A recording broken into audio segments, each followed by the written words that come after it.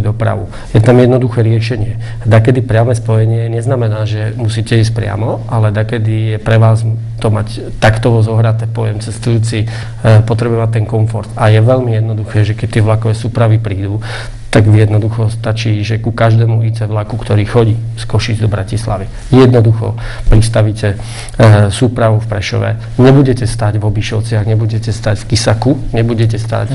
To pôjde bežné, normálne osobný vlak. No to už ide viac menej niekedy motorový vlak. Presne, to ide a títo presne, a vlastne urýchlite to, že nastúpite v Prešove, prídete na nástupište číslo 1 na druhú koľaj, kde na druhej strane máte pristavený na ICčko, vystúpite, prejdete cez perón, nastúpite si do vlaku, fičíte do Bratislavy, tým pádom by tie ICčka nemuseli v tom Kisaku stáť, nemuseli by ľudia v tom Kisaku prechádzať na 8 kolaj, cez niekoľko kolajíšť, v zime je to nepohodlné a tak ďalej. Čiže sú riešenia, ktoré sa dajú veľmi rýchlo urobiť, potom dlhodobé zelektrifikovať jednu odbočku, zdvojkolajniť vlastne kolaj po Kisak, je elektrifikovaná, ale zdvojkolajniť túto kolaj vo všetkých úsekoch, aj túto odbočku.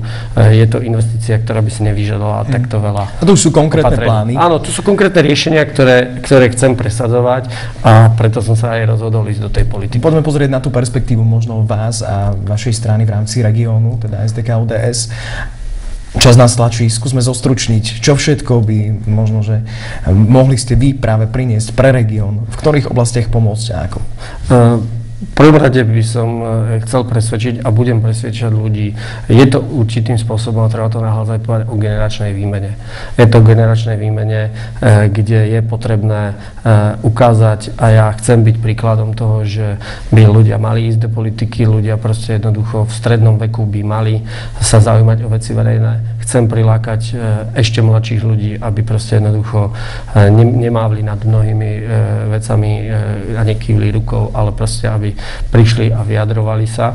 Čiže chcem, aby sme v komunálnych voľbách 2010 minimálne v takých 5 okresných mestách postavili vlastných kandidátov, takzvanú takú, nechcem povedať, že úplne mladú krv, ale v zásade ľudí, ktorí budú dynamickejší, ktorí proste jednoducho budú sa snažiť využiť ten nový potenciál, čo táto doba prináša a postaviť nášho kandidáta za našu stranu.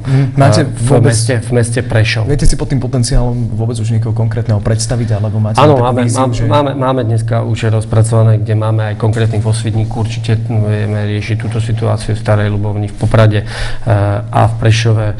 Budeme chcieť získať ešte podporu koaličných partnerov Kresťansko-demokratického hnutia a novovzniknutú stranu SAS, ktorou chceme odkomunikovať a postaviť nášho kandidáta a získať ich podporu na primátora tohto mesta.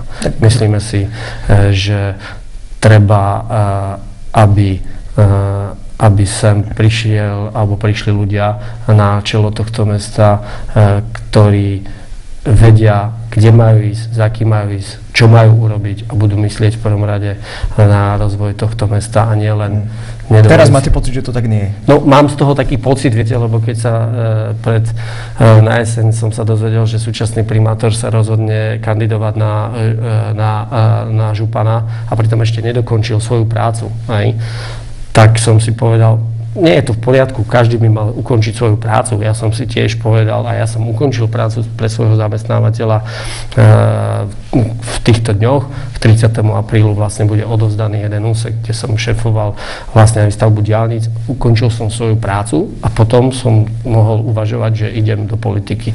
A dneska som sa ešte dokonca z billboardov dočítal, že tak mi to nevyšlo na župu, tak poďme do politiky, poďme do parlamentu. Neviem, myslím si, že je to na posúdenie ľudí. Mne sa to nezdá a otvorene hovorím férové. To už je téma viac menej volieb, ktoré sú pred nami.